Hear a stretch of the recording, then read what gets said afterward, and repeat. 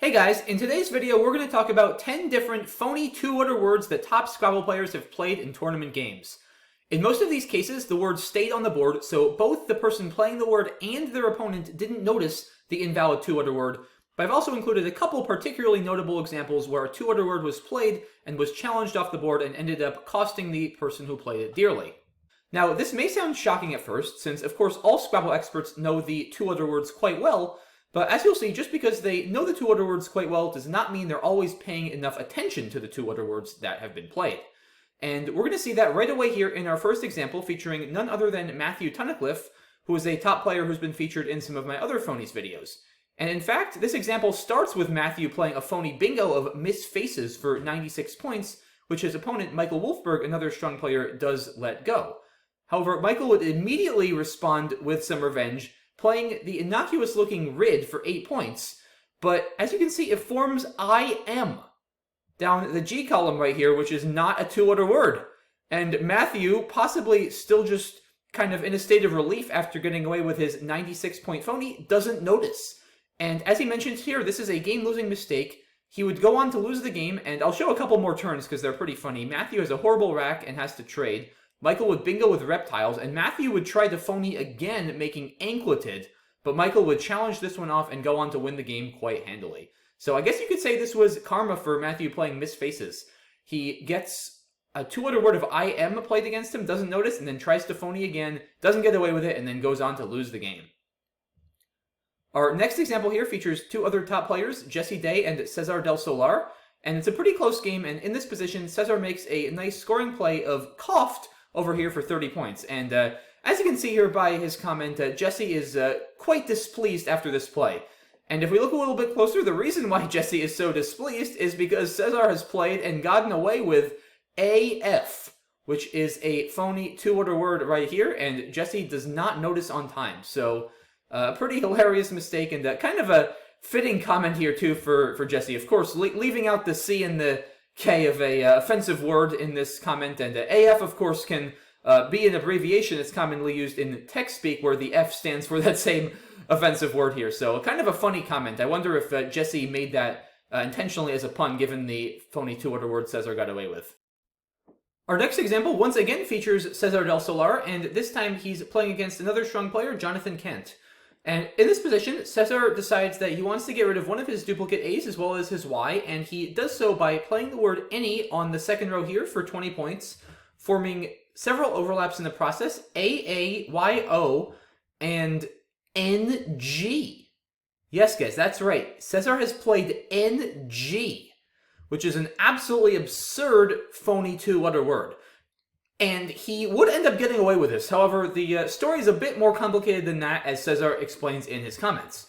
So if we go back to the original position here where Cesar played any forming NG, what Cesar actually meant to do was play any one space further to the right than where he did. He meant to play it right here, forming the valid overlaps of AG, NO, and YUM like this. That's what he meant to do. So if that's what he meant to do, then why didn't he do it? Why did he end up playing it one square to the left, forming NG? Well, as he explains here, he initially laid it down in the correct spot, making Ag, No, and Young. And then he was looking at the play and he just wasn't particularly satisfied with it. He says here he wasn't having a great tournament, and maybe just keeping AEO together on the same rack, it's a bit val heavy, wasn't particularly appealing to him. So Cesar laid any down once again in the correct spot, picked it back up trying to look for a better play, and then after another minute or two of looking, decided he couldn't find anything else, so decided to just go ahead and play any as he originally planned. However, in his haste to put any back down on the board, he accidentally played it one space too far to the left, making this absurd phony 2 of NG. And then Cesar goes to draw his tiles, and then once Cesar has already drawn some of his tiles, Jonathan is like, challenge!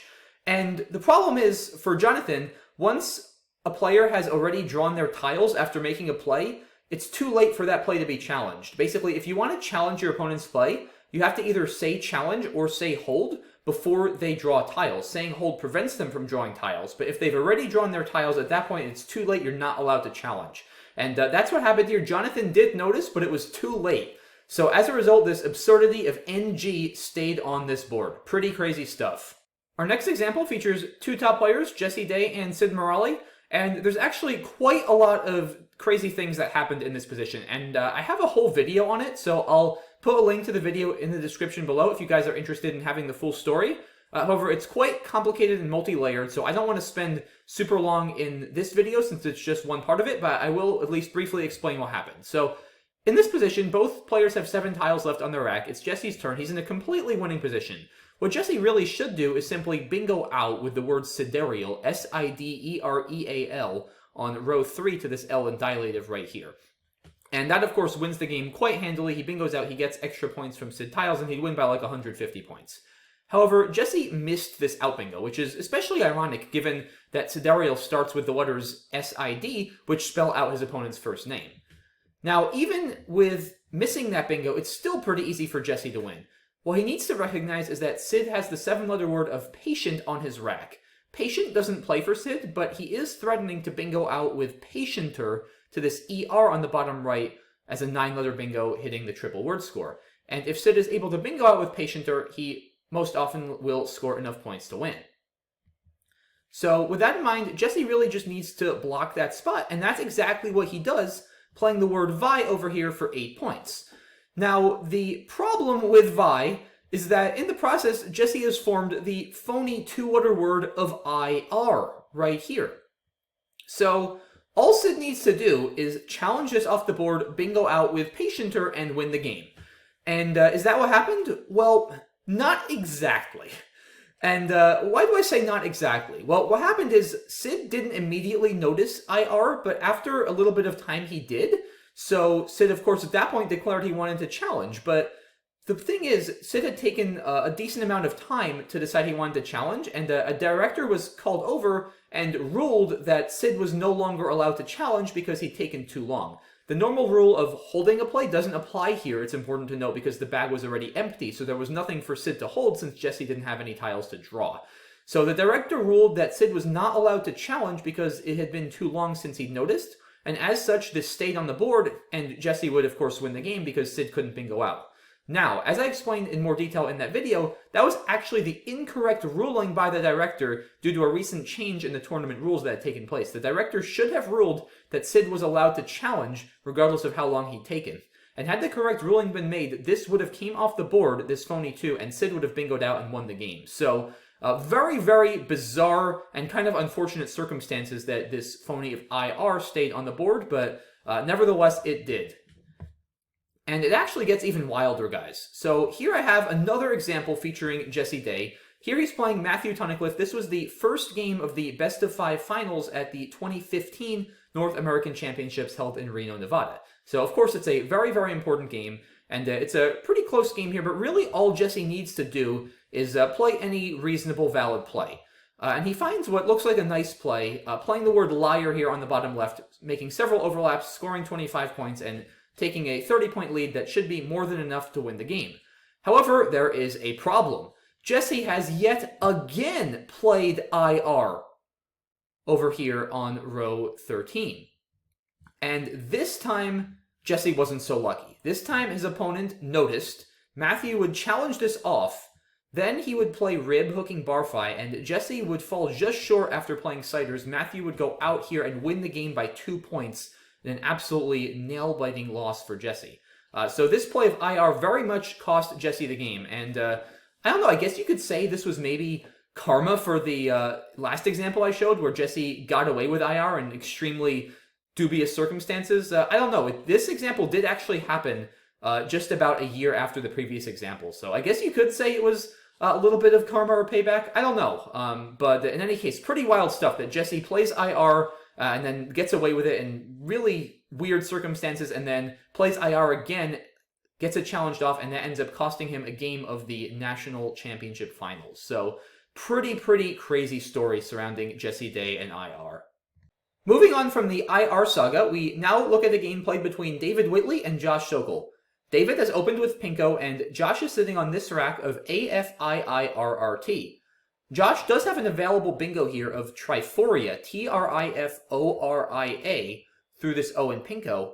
However, he doesn't see that, instead opting to play the word FIAR, F-I-A-R, for 24 points under Pinko, unloading some of his duplicates.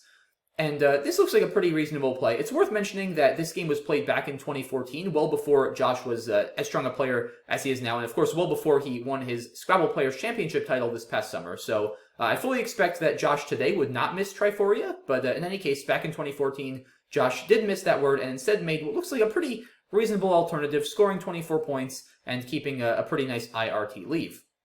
As he mentions here, he initially was going to play fair, F-A-I-R, in the same spot, but then noticed that fair takes a Y-hook for fairy, which could potentially allow David to overlap here and score a decent number of points, getting his Y on the double letter score both ways. So at the last second, Josh decides to switch his play from fair to fire. And the only problem is that Josh has now formed the invalid two-letter word of N-I by playing fire instead of fair. Fair would have formed N-A and K-I, both of which are valid, but here Josh has played N-I. However, this would go unnoticed, David would let this stay on the board, and Josh would end up winning this game. So this very well could have turned out to be a pivotal position. We'll never know what would have happened had David noticed and challenged this off the board. But in any case, Josh gets away with N-I and goes on to win the game. Our next example here once again features Josh Sokol. In this game, he's playing against Steve Osorio, and this position actually was featured in one of my other Phonies videos, so I won't dwell on it too much, but it was too notable to not include here. So in this position, Josh has kind of a clunky rack and decides to score some points by playing the word when here for 25, making several overlaps. And the problem, of course, with when, as you may notice, is that he has formed several two-letter words, including the utterly ridiculous TH, which is, of course, not valid. The only thing that TH is the chemical symbol for thorium. Other than that, I don't even know what Josh was thinking here, but TH very much not in the Scrabble dictionary nonetheless, and somehow this gets by Steve. So, a pretty absurd two-letter word, but nonetheless, it happened, and it stayed on the board. So, pretty crazy stuff. Our next example features two very strong experts, Lisa Odom and Joey Malik. It's Joey's turn in this position, and he's in a pretty tough spot. He's down 93 points, and while he does have the blank and some fairly promising bingo tiles, the problem is even if he manages to bingo, there's still one tile in the bag. So, should he bingo, Lisa will have another turn, and she should be able to score more than enough to hold on comfortably in the endgame. Another problem for Joey is that he doesn't have any valid bingos. However, he does come up with an invalid bingo here, which he plays, and this is actually a misspelling of an offensive word that, since this game has been expurgated from the Scrabble dictionary. At the time this game was played, the offensive word was still valid. And Joey did not spell that word correctly. However, that fact went unnoticed by Lisa. Lisa let this stay on the board. And that's still okay for Lisa. She is still completely winning in this position. She's up 19 points, it's her turn, and Joey only has an A. He's not going to be able to score all that many points in the endgame. All Lisa needs to do is make basically any valid play here. Something very simple like Son, S-O-N, in the top right is more than enough to win. She scores 15 points, takes a 34-point lead, and Joey is not going to be able to get nearly enough points with his A to win in this endgame. However, Lisa tries to score even more points by making the four-tile overlap here with the four-letter word of Nous, N-O-U-S, for 16 points. This looks better than Sun because it scores one more point and gets rid of an extra tile, both things you want to do in an endgame when you know your opponent is about to play out. However, there is a major problem with Lisa's play, and you guys guessed it, that is that she has formed the notorious invalid two-letter word of OT. OT may stand for overtime in sports speak, but it is not in the Scrabble dictionary. And Joey notices this and challenges it off the board. At first you might think, okay, that's two pretty egregious mistakes by Lisa, but isn't she still winning? She's up 19 points, and Joey still only has one tile. That's true, but the problem is, Lisa now is going to be stuck with all 7 of the tiles on her rack, and Joey's going to get bonus points for all of those after he goes out. And Joey plays Pa for 8 points. He's still down 11, but he gets 14, double the 7 from Lisa's rack as a bonus, finishing with a 395 to 392 victory by 3 points. And I don't think I can really say it more succinctly or effectively than Joey in his last comment here. Weird stuff happens in this game. I mean, this is really taking weird to a whole nother level, though. Joey gets away with a phony bingo, and then his opponent, who just needs to make literally any valid play whatsoever. Like, even actually in that position, if Lisa... Here's the crazy thing, guys. Like, in this position, who I mentioned, Sun, if Lisa just plays off one tile for 2 points, If Lisa just plays like literally ER over here for 2 points, okay, that's enough to win the game. If Lisa had played ER, she'd have 394. Joey goes out with Pa to get to 381 and gets only 12 points, not 14. The game would have ended 394 to 393 in Lisa's favor. Literally any valid play whatsoever that Lisa makes in this position results in a win by at least 1 point. However, she makes a phony 2 and ends up losing the game by 3. Just absolutely insane. And that goes to show you guys, weird things can happen in Scrabble, and weird things do happen in Scrabble. Never give up until the game is over. Our next example here features a game played between Mike Friends and Josh Sokol. And it's Josh's turn, and he notices that he's got a very nice spot for his K on the triple letter score next to the I in apostille, because KI is a valid 2-letter word. So if Josh can make a play vertically with his K here, he's going to get triple the value of his K both horizontally and vertically, which will add up to a very nice score. And that's exactly what Josh does, making the play of Kaib for 37 points. However, he notes in his comment here that Kerb, K-E-R-B, in the same spot would have been a bit better because it scores the same and keeps a more balanced sleeve, 1 vowel and 2 consonants instead of no vowels and 3 consonants, and also doesn't give as much back to Mike. Oh, and there's a third reason why Kerb would have been a better play. Kaib forms an invalid 2-letter word of IL. And we all know IL is the state abbreviation for Illinois, but that is not a valid 2-letter word in the Scrabble dictionary. And this would somehow get by Mike. What Josh attributes this to, and I think is the most plausible explanation, is blank blindness.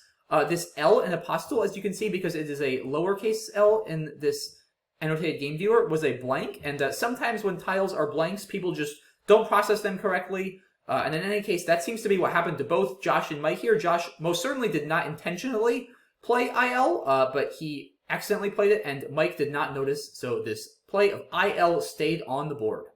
Our next example features expert player Ryan Fisher taking on the late great David Gibson, one of the best Scrabble players of all time.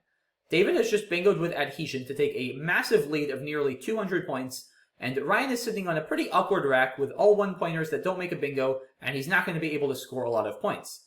And as such, and being down as many points as he is, he decides he needs to take some chances and plays the word la over here for just 8 points, but setting up the A hook for Allah, with which he'll hopefully be able to play a bingo on the triple word next turn on row 1. However, there's a problem with this play. LA is a valid word, but AP, which Ryan has formed horizontally here on row 3, may be a type of exam you take in high school, but it's certainly not valid in the Scrabble dictionary. Now, amazingly, David, once again, an absolute legend and one of the best players of all time, does not notice. David is so preoccupied with addressing the opening that Ryan just created, he doesn't even think of addressing it by challenging Ryan's invalid 2-letter word off. He simply goes on to just play few for 27 points re-overlapping. Now, ironically, this phony 2 would actually only make Ryan's deficit even larger than it was before, since after David's play of few, Ryan still doesn't have a good rack and would fish off again for just 12 points, and David here makes the amazing play of a Haplant for 84 points, making 5 overlaps at the same time, and mind you, valid overlaps. All of these 2-letter words are valid. So, pretty crazy stuff. But yeah, that just shows you, even some of the best Scrabble players of all time are not immune to overlooking invalid 2-letter words. Now, speaking of Scrabble legends and 2-letter words, our next and final example here features none other than Nigel Richards, who is widely regarded as the greatest Scrabble player of all time. Now, it's worth mentioning that this game features the Collins Dictionary, the International Dictionary, so a lot of North American players will recognize some words on this board that are not valid, specifically ZO over here on column M. This is a Collins-only 2-letter word, as well as the 5-letter word of Topek. This is not valid in the North American Dictionary either. Everything else on this board is valid in the North American Dictionary. Nigel's playing against another very strong international player, Tatcha, and in this position, Tatcha has a pretty good rack, but the G and the W are a little bit clunky, so he decides to get rid of them by playing Gaw over here for 14 points. Now, Gaw is a valid 3-letter word in Collins. However, WI, which Tatcha has played horizontally here, might be the state abbreviation for Wisconsin, but it is not valid in Collins, in the American Dictionary, in any Scrabble dictionary whatsoever that I know of. And amazingly, Nigel Richards, once again, generally viewed as the greatest Scrabble player of all time, lets this phony 2-letter word of WI stay on the board. Now, this may lead you to wonder, is it possible that maybe Nigel saw WI but for some strategical reason decided to intentionally leave it on the board? And that's a reasonable question, but as it turns out in this position, that makes no sense. Because whether or not Nigel challenged this play off the board, his next play would have been exactly the same, namely bingoing with corniest from the C for 83 points. So by letting this stay on the board, Nigel is simply giving Tatcha a free 14 points and also allowing him to balance his rack and get rid of some clunky tiles for free. So it literally makes no sense for Nigel to let this stay on the board if he notices. So the only logical explanation is that Nigel did not notice WI. And it's worth mentioning that that is also true for all the other examples I showed. There is no logical reasoning whatsoever in any of the previous examples why any of the opponents may have let the 2 other words stay on the board intentionally. The only explanation in all of those cases was that they simply didn't notice. So that just goes to show you guys, you really never know what's going to happen in this game. Even these top players, including, once again, some of the best of all time, Nigel Richards, David Gibson, make these mistakes and let 2 other words stay on the board. So if nothing else, I feel like this video goes to show you that you truly never know what's going to happen in a game of Scrabble, regardless of who you're playing, what stage of the game you're in, or anything like that. And you should always never give up and make sure you pay attention to the little details, even the ones you take for granted. So hope you guys enjoyed this video and got a kick out of it, and I will see you all soon for the next one. Have a good one, guys. Bye-bye.